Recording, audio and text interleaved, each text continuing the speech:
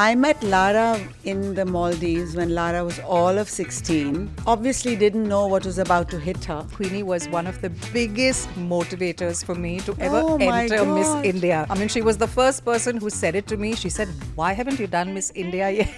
I definitely think, and I'm very blessed to be one of the lucky few individuals where things come together for you and life kind of happens for you. I've never been someone who's been seen at every party or network, to get a role or to get into the good books of an actor. But when those opportunities have come, I think I've worked harder than anybody else in the room in order to make those opportunities successful. Looking back at beauty pageants, how do you find the change? Today, the pageant business is a landscape that I myself find very alien today. Lara, my Lara. Today's guest is none other than my dear friend Lara Dutta, who embodies beauty, brain, and wit. Welcome, Lara. Thank you. Thanks for having me. Thank you. So I met Lara in the Maldives when Lara was all of 16 and obviously didn't know what was about to hit her when I met her. And then I was lucky I knew her because then she became Miss India and then you were Miss Universe and then it was just onward and upward.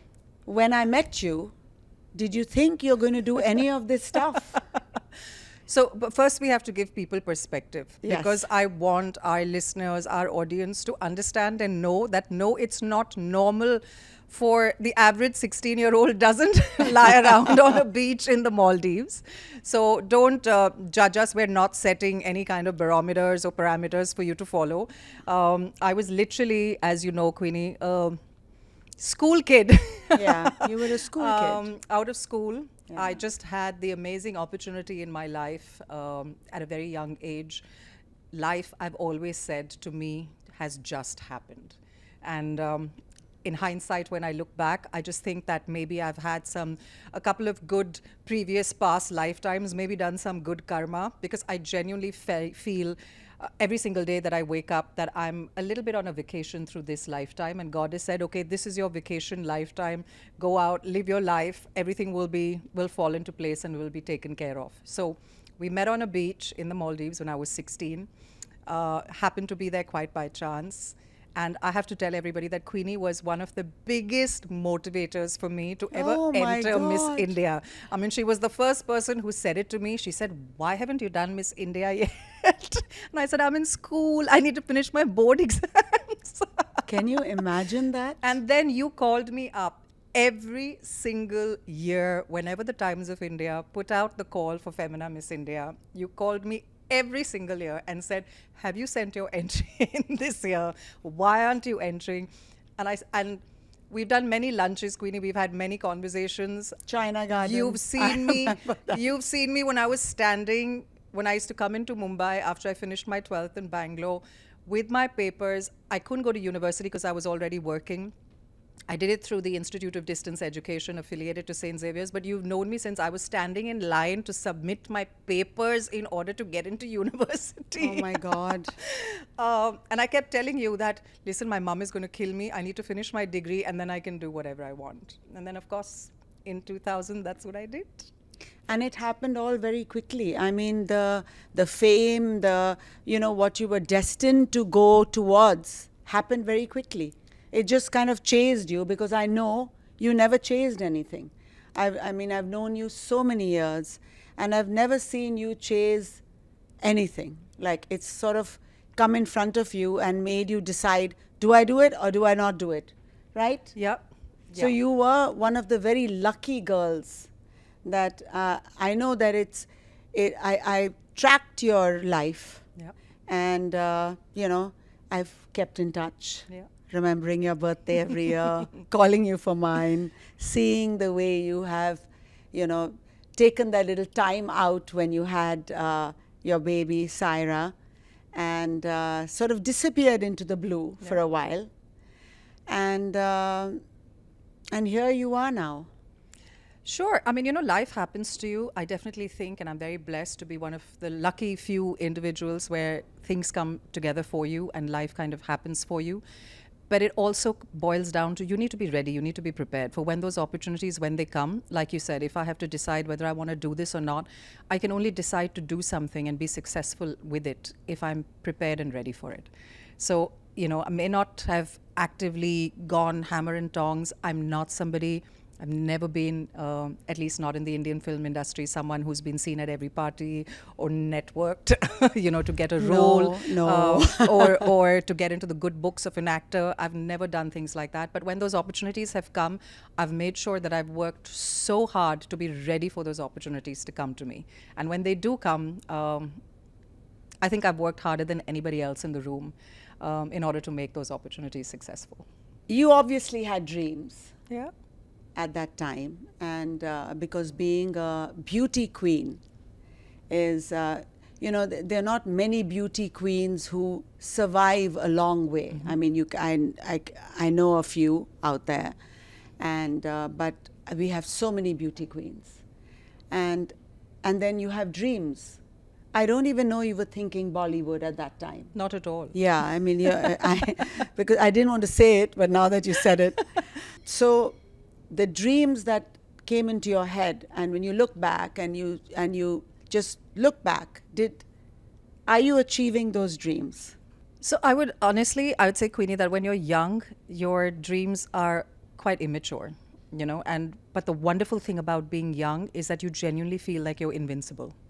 You feel like, I can dream the biggest dream, and why can't it come true for me? Yeah. You don't feel limitations. You don't have any inhibitions. You don't have those. You haven't lived enough of life. You haven't been knocked around enough to understand that you may have a goal or you may have a dream, but 90% of people are never going to make it there. You haven't had that life experience that's taught you that yet. Yeah. So when you're young, I feel your dreams are actually quite immature, but it's important to dream those dreams. Like, if I had to go back and meet my 16-year-old self on that beach, I would give her the biggest hug ever, and I would thank her. I would say thank you for just dreaming the most bizarre, ridiculous dreams. And thank you for bumping into Queenie, who reminded you every year. Yeah. Have you given Have you your put in application in? But I want to tell myself that you're going to go way beyond anything you've ever dreamt. Yeah. Yeah.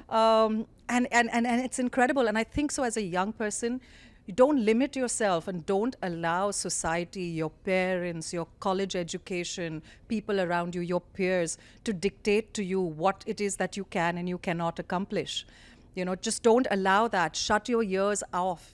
Don't go into social media every day and then say, oh, I think I can do this, but I can never be that successful. Do I have it in me to do, X, Y, and Z? You just have to go for it. And sure, maybe, you won't achieve everything that you set out to do, but sometimes you'll go far beyond, beyond anything that you've ever imagined. Yeah. You need to create that safe space for yourself. And it's only you who can do that for you. Yeah. For me, you were talking about the fact that I haven't changed very much, and I think for me that's one of my greatest strengths. Yeah. Like today, if you ask me, I'm in my mid-40s, but I don't feel like I'm in my mid-40s. I don't. And neither do I feel like I'm 20 years old, but there's a curiosity, there's an enthusiasm. I don't want to be an old wise woman. I'm not ready for her yet. Yeah. Nor am I. Yeah, Nor am I. I don't feel that different. Yeah, either. and because I'm a certain age, I don't want people around me saying, oh, now she's in her mid-40s, she needs to be acting a certain way, speaking a certain way. Abhi to ye mummy ban gayi hai. Abhi to... That's your perspective and you're entitled to it, but it doesn't define me and who I am. I love it where you are, Lara. Really, I love it. I'm just so proud of you. And being a Bangalore girl, and at that time, Bangalore was still considered a, It was a small town. It was a small town.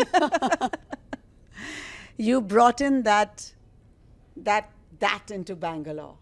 And how did it feel when Miss Universe was from Bangalore? No, so I have to give credit. Like I always say, I'm North Indian by birth, but South Indian at heart, because I've spent all my formative years in Bangalore. I did all my schooling there. Yeah. And if I may say so, people might disagree with me, but some of the best speakers come from Bangalore. I don't know what it is, but it's just, maybe it's part of the education system, or it's the way the people talk over there. But some of the most confident, best speaking girls, especially, come from Bangalore.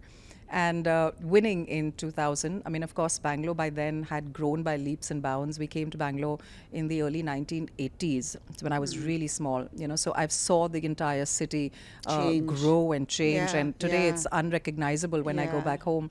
But Is that still home, by the well, way? my parents are there, my in-laws are there, so Oh, I that's, mean, then it's no, that's home. it's a home. But going back, I mean, I still remember my homecoming parade with the entire Miss Universe team when I won and came back to Unbelievable. India. Yeah. Was 100,000 people in a 2-kilometer radius. It was crazy. And today, I'm 24 years hence. I've got grown adults who will meet me in the most random places across the globe and tell me, I was in my school uniform, I was standing in that parade waving that flag, and I was so excited to see you as India's Miss Universe. So it gives you goosebumps. Yeah, it those does. those It does. are Gives me goosebumps. it's the moments and the memories Yeah. that you live for. That's when life has happened to you. When I assume that finally at the end of the day, when you're left with a select amount of memories, those are the things that will be the highlights of your life. And is Bangalore where you met Mahesh? No, so Mahesh is This is like no, Mahesh arranged Mahesh is marriage. a pseudo Bangalorean. Okay. I've been in Bangalore since I was 3 years old. Mahesh came to Bangalore in 1995 when he was a grown-ass man. Oh, okay. Apart from the fact that his parents are settled there, but we actually didn't. So Mahesh and I actually lived in New York around the same time. So I lived in New York from 2000 to 2002 while I was Miss Universe, and then stayed on. He was in New York, living in New York at the same time. We never met each other. Never bumped into each other. I mean, for people who know New York, it's not that big, There are Yeah. quite a high And chances. especially when they're Indians and Correct. known Indians. Yeah. So we You never know. met each other, Yeah. never bumped into each other. I mean, of course, both of us had our own lives, that we Full led lives, yeah. way before we met each other. Yeah. But we met in Mumbai. So, Wow. yeah. I didn't know that. And coming to beauty Yeah. and looking back at beauty pageants now, of course, I won Miss India way before you did back. So I have I can relate about pageants in a totally different way. Yes. But 2000 is we're still in this century. Yeah.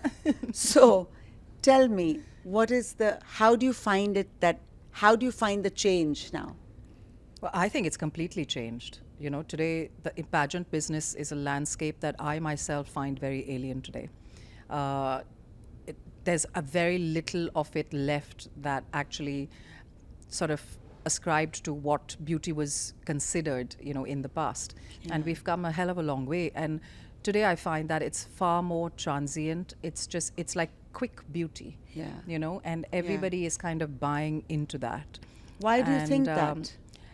Maybe it's the commercialization of beauty. Maybe it's the amount of beauty brands that have been, created over the last couple of years. Maybe it's the fact that brands today have gone global far faster than, they were ever able to in the past. Right. You have a whole slew now of beauty influencers. Right. And being a influencer today is one of the most fastest growing professions. Every second person that you meet today wants to be an influencer, And becomes an influencer. And so I think that, like I said, it's become kind of like fast Yeah. food. It's a very quick sort of consumption. And if you've been on the right side of the business, you understand quite,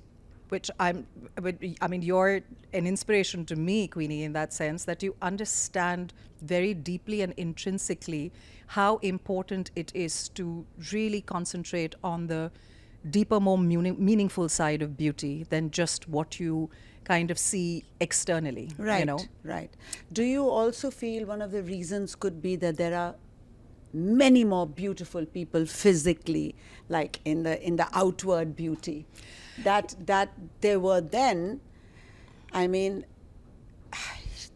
everybody is fit. Yeah, Everybody is looking good. of course. And if they're not, then they're using Photoshop and the filters, etc. And it wasn't like that. I mean, there were few people who, were taking care of themselves and had these perfect bodies and, the way they groomed themselves. Now everybody is well groomed.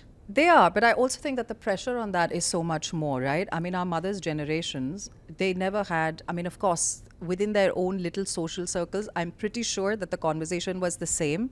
कि अच्छा थोड़ा सा weight put on कर लिया है तुमने. You know what I'm saying? कि, oh, you've lost so much weight. I mean, unfortunately, women especially, whenever we see each other, if it's not within the first 5 sentences of somebody that you're comfortable with, you are 100% going to comment on Their how body. they're looking or whether they've gained weight or whether they've lost weight, you know. And I think as a culture, as womenhood, as a sisterhood, we very, very consciously need to make an effort to veer away from that. And unless that kind of, you know, conscientious effort doesn't come into the way that we speak, we're always going to be stuck in this. And look, at the end of the day, we're all advancing in every which way, medically, cosmetically, all of it. So today you have an array of, you know, services, whatever you want to call it, that's at your fingertips in order to make yourself great looking, whether it's fitness, whether it's plastic surgery, whether it's your hair, whether it's all of that, whether it's your skin, holistic healing, all of that. We've come a hell of a long way. Why not use it? I'm 100% with you. I mean, if we've developed all of it, use it. Right. But just use it without that pressure on your own self about having to do it so that you're impressing somebody else, you know? And I guess in that sense, when you really look at beauty today, like I find a lot of, like you said, gorgeous looking people around the world who have very little to say. And I can't spend more than half an hour out of politeness with these people, because after that I've run out of things to have a conversation about, Right. you know. So it depends on what you want to invest into in yourself. You know, you could be the most stunning looking woman who after half an hour has, how long will you keep looking at a pretty thing? Yeah, depends which side of the sex you are. Well, men don't like to be challenged in any case. So they Yeah. don't like to be, you know, whether it is mentally challenged or anything like that. They prefer to have, like a lot of men will have the trophy girlfriend, the trophy wife, you know, the beautiful looking, and expect their women to be that way. I mean, I have a lot of friends of mine who after 2 kids have gotten divorced because the husbands have decided that the wife is just not attractive looking anymore. You know, and you will still have that, but let's not paint all men with the same brush. Let's give them some Character. credibility. How do you think that the beauty pageants can stay relevant? Because, you know, there is, you see these beauties, you know, they're walking on stage, and there's so many beauties that look like that now off stage. How do you feel that these beauty pageants can stay relevant, can make a difference, can be different? Because, like I said, there were few at that time which was great. There were fewer beautiful women, and today, I mean, it's everywhere. So, I mean, honestly, I can only speak from experience. And with the Miss Universe organization, it's always been beyond just a pretty looking woman or a beautiful looking face. I mean, so I've had in my entire year as Miss Universe, I've been part of some incredibly life-changing initiatives. You know, I mean, I was part of the team that campaigned for the PCP NDT Act in India, which prohibits the predetermination of the sex of the child while the baby is still in vitro, and the sex of a fetus. Mainly because in India we had a culture where girl children were not really welcomed. Female You know, infanticide. so But were you one of the people who were active in that? yes, so we were actively campaigning to get the PCP NDT Act passed through the UN. I was UN Goodwill Ambassador with the United Wow. Nations Population Fund at that time. See, now nobody knew that about Lara. Actually, I didn't know that about you. So I've done tremendous amount of work with the Harvard AIDS Institute on the HIV crisis, which today, thankfully, because of the steps and the constant work that took place through so many individuals, some incredible organizations around the world, that today AIDS is not as big as a threat as it was in the 80s, 90s, even in the early 2000s. Yes. And that's because of that constant work that happened. So a lot of work on the HIV crisis in sub-Saharan Africa and Southeast Asia. Did tremendous amount of work on human trafficking, especially through the entire Nepal, northeastern India border. You know, and Miss Universes have been used in the past to campaign in legislature in the United States to make sure that laws are passed over there that actually impact women. So Miss Universe has always been a very vocal, very strong, very And it spoken still is? oriented one. It still It is? still is. It still Yeah. is. I think some parts and some aspects of it have changed, but you can see with the winners that have come in the recent past as well, they're very, very strong, opinionated, very strong speaking women. And they're coming out of countries, like the Philippines. So that whole Latin American run that happened at one point of time where Venezuela was, every single year winning, because the women are stunning. I mean, the Miss Venezuela during my year was just like this most gorgeous Amazonian woman whose legs like started at her neck. There was Yeah. no way that I ever imagined if I looked at her that I would have a chance of beating her, especially in the looks department. But I think Universe, really restructured themselves and already created a property that was beyond just being a girl in a bathing suit competing on stage. So one last question before we start talking about something else. Okay. Is that, do you think it's the chicken and the eggs in the case of Miss Universe? Does the Miss Universe become the intelligent woman and the more, the woman who has the cause and all that, and she's a representative of these amazing causes? Or is it she's always like that, actually, innately, and so Miss Universe just chooses that?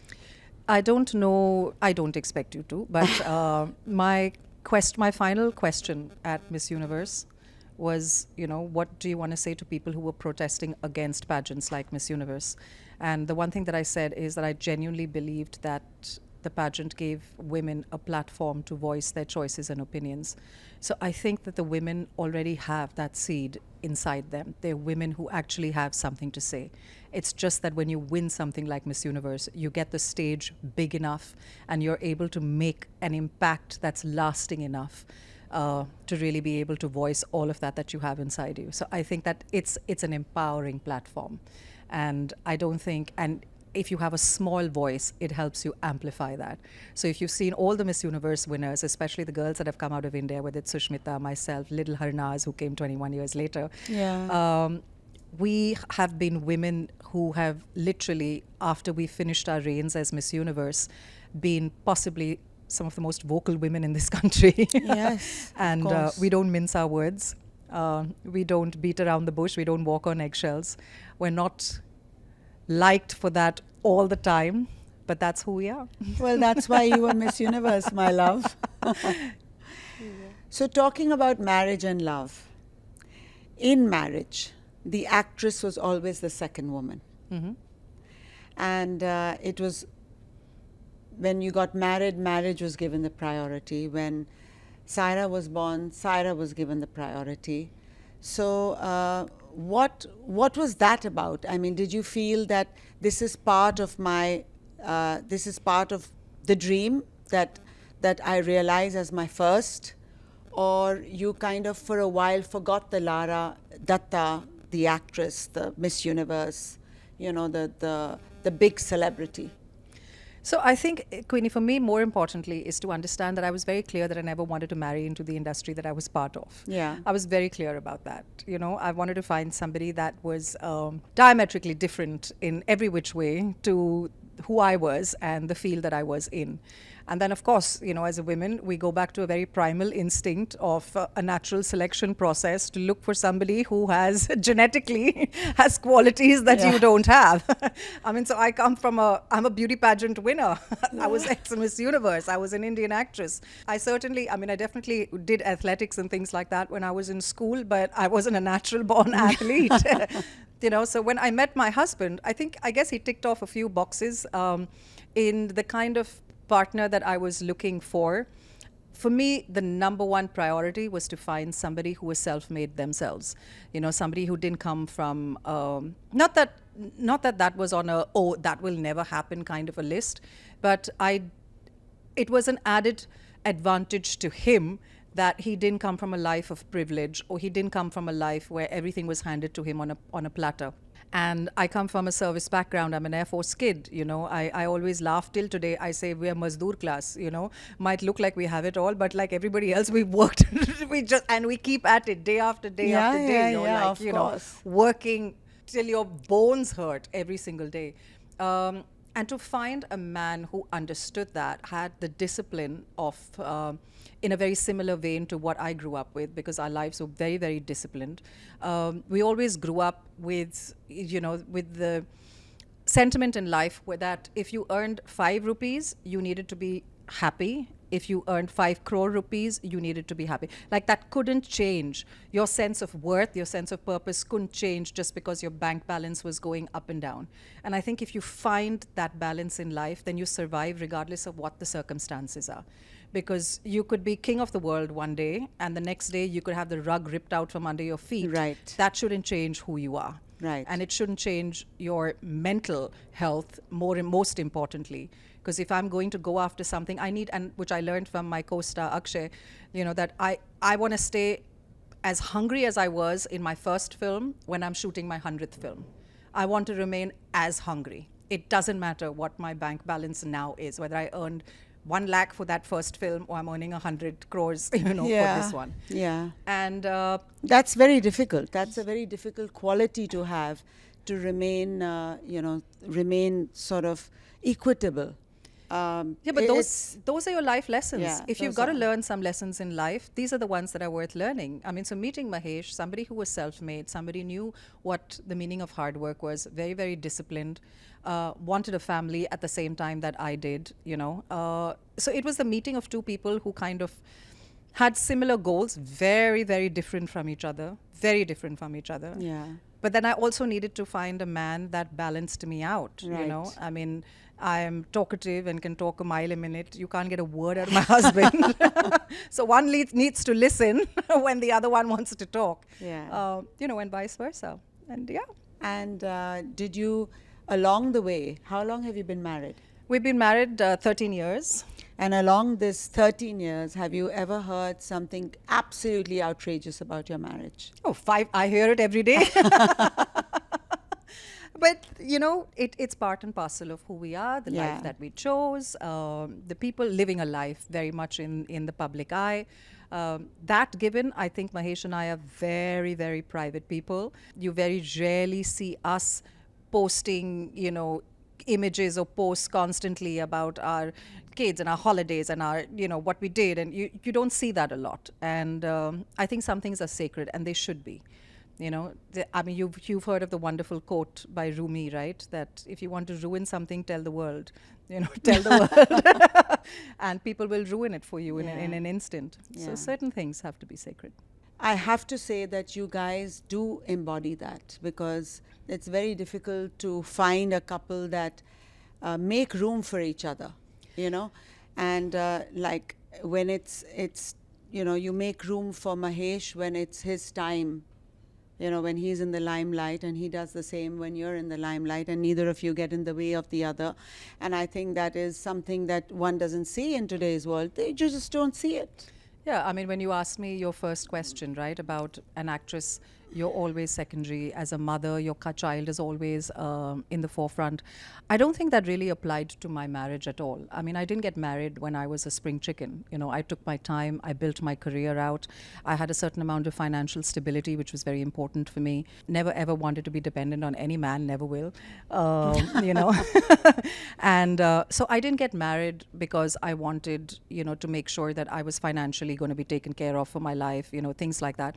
So, and my husband is somebody who has never, ever imposed on me the fact that maybe I should consider my career secondary to his, or maybe I should prioritize my daughter before I prioritize anything else. It's never come from Mahesh. So all the decisions for me in my life, especially even after post being married, I think I had reached a stage in my career and my life that the only reason why I said, yes, I'm ready for marriage, is because I knew I wanted to start a family.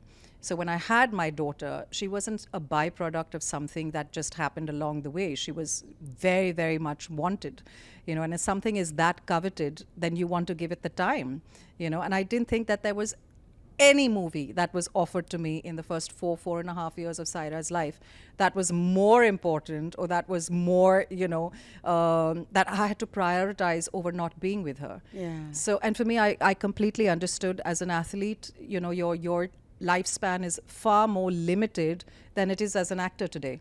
So I wanted my husband to live out his glory years, at the end of his career, give it everything that he had. And I was happy playing wife and mom and looking after my kid.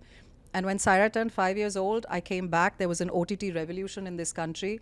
I was one of the first female actors to get on the OTT bandwagon, do my first series with 100. And I've been so busy in the last, praise God, and really grateful for it, so busy in the last 4 years that he's the dad, the stay-home dad, most of the time now. And a great one. And he loves it. A great one. Coming to you, Lara, you look the same. No, but yeah, okay. Yeah, you look the same. I'll take a compliment when I'm getting one. You look the same. You have the same twinkle in your eye. Nothing is jaded. You have the same twinkle in your eye, and like I earlier said, the same giggle. And you know that. Mm-hmm. That's what makes the person sitting across you feel so much lighter when you giggle, the sense of humor. And the ability to laugh at yourself. It's unique. All these years that you come along. Tell me, what do you use? What's your beauty regime?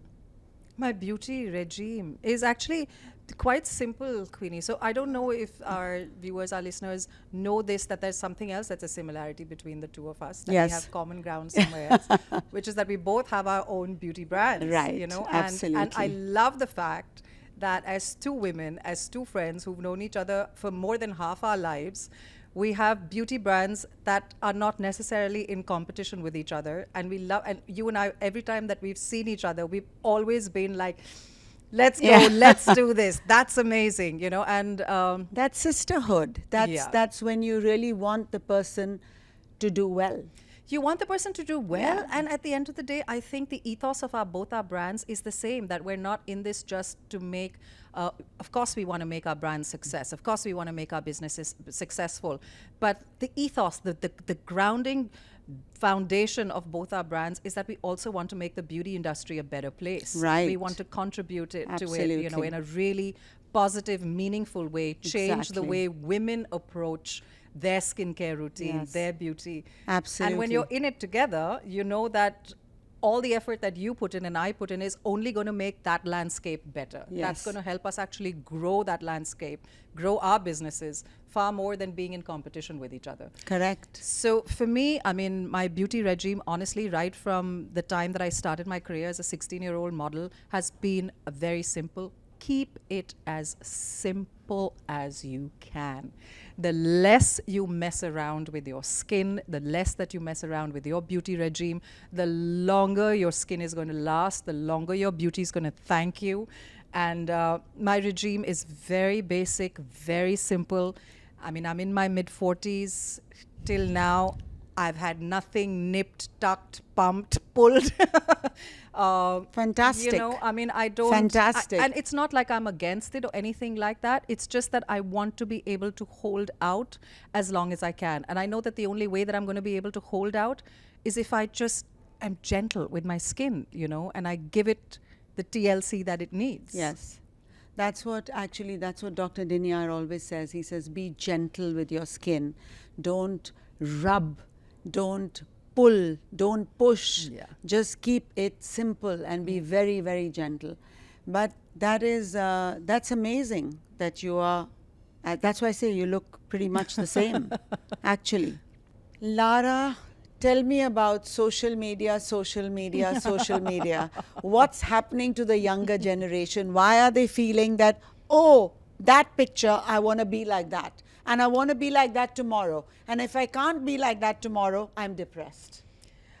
We all know what's going on, right? Yeah.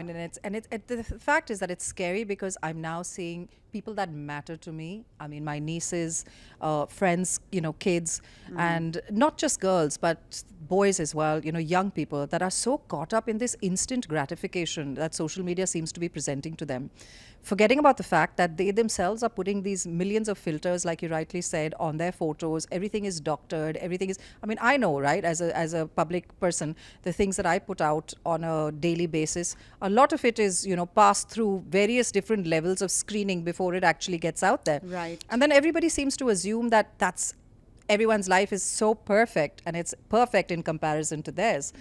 And we're facing, it's almost like a revolution that's taking place, not in a good way. Not in a good way. Where kids have decided that their self-worth is determined by these random, really nasty comments that might show up on a post that they've made. And that's what's going to define them. And that somebody who's an anonymous person hiding behind some anonymous handle has the right to dictate what you should think about yourself in life.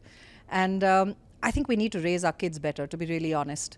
I don't think that we can take that away from them. Like, you can't take away social media. We all try. I mean, I have a 12-year-old girl. I'm trying to keep her away from social media as long as I can, until I feel like she's mentally ready to be able to handle everything that comes along with it. But we need to raise our kids stronger and better. We really need to. Our boys, our girls, all of them.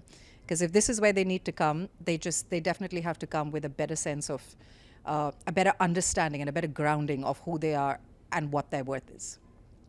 I agree with you, Lara. I mean, it's like, I hear it all the time that, have you seen this guy? He's got this car, and that's, I mean, it's almost like, why don't you have this car? Yeah. Yeah. And look at his life, Yeah. or look at her life. Look at how she looks. I want that. And if they don't get that, it's time to be low. Of course. And then you have this growing pandemic today. The pandemic Yes. really that exists is mental health issues, anxiety, depression.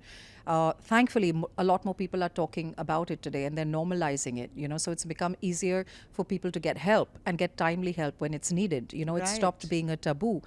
But we're also fueling this entire pandemic through this entire social media craziness that's, sort of going on. See, there are good things and bad things with it, Queenie. We never had, when I came into the industry, you were subject to anything that a tabloid or a newspaper or a magazine wanted to print about you. And the yellow journalism laws in our country don't protect, people. People are allowed to say anything that they want about you and get away with it. Yes. And we never had the opportunity to refute that or to clarify it, which today, because you have direct access to the audience that you actually speak to and the audience that you're performing towards, you get a chance to speak to them, to be in touch with them, to reach out to them directly. And therefore, social media has also had its, positives, where you can actually stand up for yourself and you're not subjected to just somebody else putting out there, whatever they want the rest of the populace to believe about you. So there are positives to it, but there's so much negativity to it as well.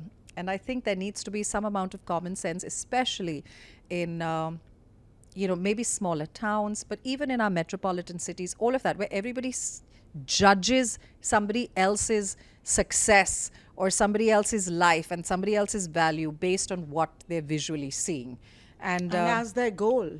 And I just want young people around the world to know that a lot of influences that you see, a lot of these people, including us, who have these amazing lives, is not necessarily things that we own or that we've achieved by our own right. I mean, a lot of actors and actresses come out at every event and every award function and every big wedding and everything, and we're dressed to the nines and we're wearing these incredible designer clothes and we've got all this hair and this makeup and these fabulous jewels. 99.9% of the time it's all borrowed. Yeah. It all goes back, so don't buy into that. Yeah. That's not reality. And what about when you meet somebody and they introduce you to them, and then you look at them and say, oh my God, is this the person I see on social Yes. media? Looks completely different. Who is this? Of course, because with the filters in place, I mean, today you're literally an avatar of yourself. Absolutely. And that's incredible, actually, what can happen with social media now. It can actually change the way you are, and that person actually starts believing that this is me. Yeah, but I think you've also got to be as a human being, as humankind, we need to be very, very conscious and very careful about this, because there's an entire AI revolution coming, and soon you are going to be dispensable. Human beings are going to be completely somebody that you don't really require them. You will not require actors. You will not require singers, artists, none of that, because it'll all be AI created. Right. So then where does it leave you? Where does it leave all your dreams and all the things that you sort of, I mean, if you think depression is something that's hard hitting now, I mean, we have no idea what we're in for, right? So again, when you decide to learn what are the life lessons that you want to spend your life learning, I think we need to choose very sensibly and wisely. Absolutely. Look at Chat GPT, advanced Chat GPT. Yeah. I mean, you don't even need to lift something to write Yes. my feelings today, because this is the environment, Right. and it'll give you exactly what your feeling should be. Yeah. Yeah. It's the world that it's exciting, but it's scary. It's scary. Yeah. Yeah. But they have to be checks and balances, like with everything else in life, right? And those checks and balances have to come through various different avenues. They have to come from within your home, with the way that you're raising your kids, the way that what you limit yourself. I mean, I find myself on certain days when I'm not working, I've lost track of time, because I've just been scrolling and scrolling and scrolling and scrolling. So now I've had to put timers on my phone, so that if I exceed an X amount of time, if I exceed an hour on social media, my phone locks all social media apps. But I have to do it because I have to protect my sanity, Yeah, your mental health. Yeah. And tell me a little bit about young women and mental health, and how your advice to young women who are, who want to emulate all the celebrities out there, or who want to be clicked by the paparazzi, or, it's like a pandemic.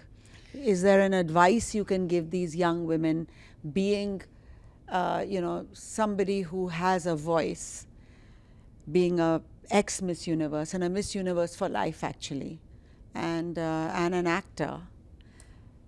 Tell something to these younger women. I mean, I've mentored the girls who've gone on to participate at Miss Universe. I've mentored them for many years, and I genuinely actually feel sorry for the girls, because before they even get to Miss Universe, before they even go to the country where it's being held, the contest is already running these polls on, they know the contestants who are coming in, they know which candidate is coming in from which country. And then there are these social media online polls, vote for your most popular Miss Universe, most popular candidate. And those are the candidates that make it into the top 10. How are you going to vote for a girl that you have never seen open her mouth, never seen have a conversation? You're only voting for her based on a picture that she's put up or her country's put up as their representative, right? Oh my God, I didn't know that. And it's with all the pageants today. So when you ask me what are some of the things that I don't like about the way that it is, so basically your fate has been decided as to how far you'll go, even before you've actually left your home country to even give yourself a chance to participate or compete against any other contestants. Because your chance in life or your opportunity in life has been already decided on an image of you that somebody decides whether she's nice looking, not nice looking, I don't like her boobs are too small, boobs are too big, nose is too small, whatever. So random people are going to have already decided your fate for you before you even have a chance to compete. And I want to tell... And that's a physical judgment. That's a physical judgment. Right. It's purely a physical judgment. Yeah. But I want to tell young women, especially today, firstly, you don't have to always have it together. You don't. You don't have to have it together.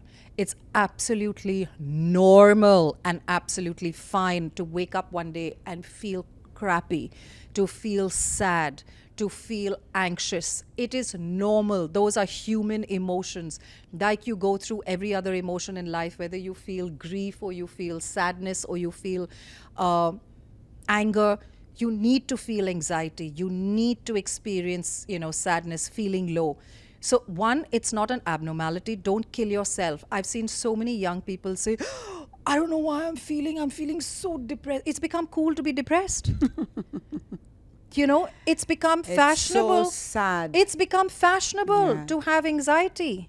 It's become fashionable today for young kids. And I do not mean this in a judgmental way. I mean it in as coming from a space of an older sister or an aunt.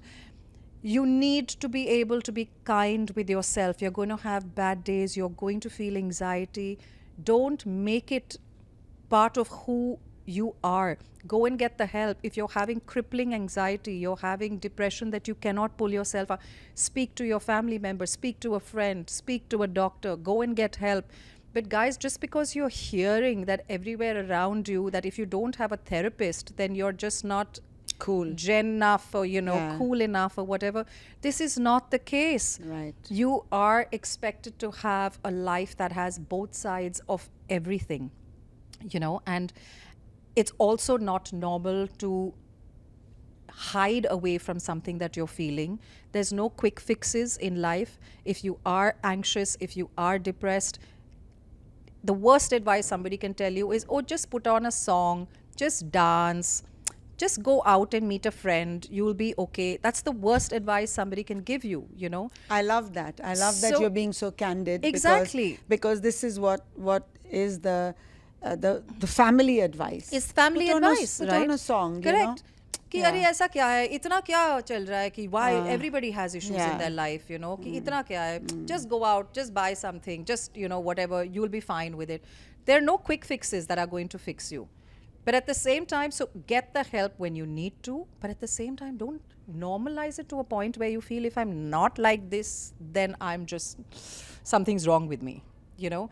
And I found it in my own life, Queenie, and I want to say this because we're speaking to young women out there. I found myself at a certain point of stage in my life where the fuel that I was running on was crisis management. I was putting out a fire a minute, then the next crisis came, and I found that I couldn't function if I didn't have something in my life going on that didn't need me to be in complete fight or flight response. Like that became my personality. I became the woman. I had it all covered. I could do it. I was superwoman. I could take care of the house, the kid. I could have a career. I could put out the fire. I could fix the family issue. I could take care of the ailing parent. I could do it all. Not that anybody expected that of me. I expected it of myself. I made myself this invincible superwoman who ran on this fuel where the fuel that I was functioning on was a crisis a minute. Coming back to beauty very quickly, we talked about brands, and we talked about what beauty is offering everybody today, the younger people, the older people, the promises that they are offering, and what, according to you, is something that is absolutely essential? Do you get taken in by veganism or collagen powder? What I know, you said you talked about how to keep it simple, your regime, but it's not as simple as we'd like it to be. Of course, it's a routine is a routine, double cleanse, then depending how old you are, what you're doing, what your skin type is, etc. But what do you think is one of the most essential things about beauty brands today? See, I think today, firstly, we've got so much in the market, and there's so much amazing amount of money that's spent on marketing that you're constantly bombarded with the new miracle product that's entered the market, that's going to change and revolutionize your skin, right? It's going to be the one-stop shop, solution to everything that has to do with your skin. Constantly, whether it's Korean brands, Japanese brands, French brands, Indian brands.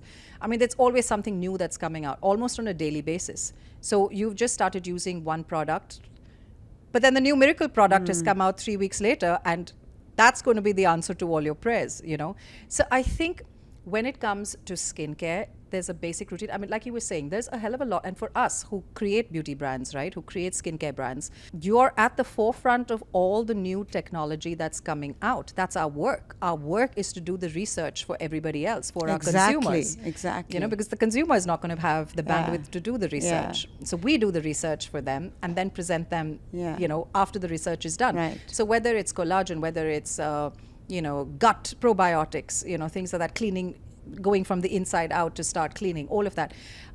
Those are the things that we have the bandwidth and the ability, the I would say facilities also to kind of do the research for them. But the most important thing I genuinely, honestly feel is if you're informed, and it's not a one size fits all, kind of cookie cutter solution to skincare. Right. So if you understand what it is that works best for you, Yes. if you understand that, then you've got to find a solution and stick with it.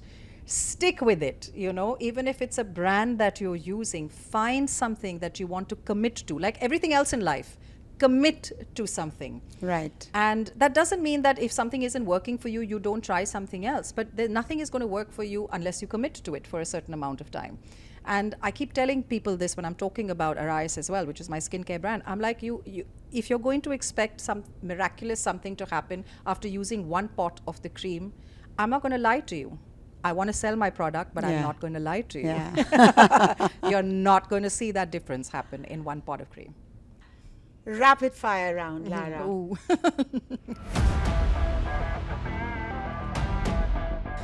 Your favorite guilty pleasure? Sleep. I don't think we get enough of it, No, you especially don't. after we become mums. If not an actor, what would Lara be? An archaeologist. Really? See, I bet you never knew that. I didn't know that. A role that you think you could do better than as a casted actress? I don't know. I haven't given it much thought. What could I have done better than somebody who was casted for? I can tell you something that I said no to.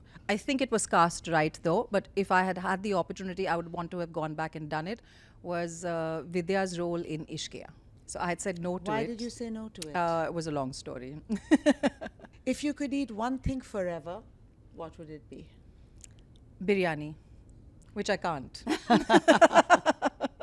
Piece of advice for Mahesh. Let sleeping dogs lie. Lovely. OTT platforms, end of cinema or a savior? Oh, a savior. And I think it's lit a fire up cinema's ass, which is great for us because now you have better content, bigger films.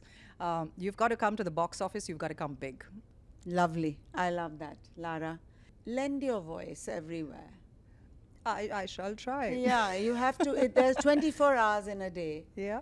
And you have to, take me seriously. You'll get that message from me once in a while. Sure. Because give that much time to Bollywood. Yes. You're acting, and I know there's Saira and there's Mahesh, but there's this Lara that I've known for so many years. But this Lara is also, it doesn't necessarily have to be a voice, Queenie, because I've done, with Arise, we've got skincare, I've got Arise Home, I've got Arise Kids. Today we're in 100,000 households in India in one way or the other. So you've got Lara coming into your house, whether you like it in one way or the other, and my sensibilities and my ethos and everything that I've stood for. So yeah, it's in process. Okay, lovely. Lovely to hear that. But Lara as a person, as you are. Yeah. Okay, because that's a treat. Yeah. And I'm sure like everybody who's watched this can see that this has been amazing. And this is just the tip of the iceberg. So you'll be getting that reminder. For sure. And I thank look you forward so to it. much, Lara, for being with us on Beauty Banter. I loved every bit of it. Thank you.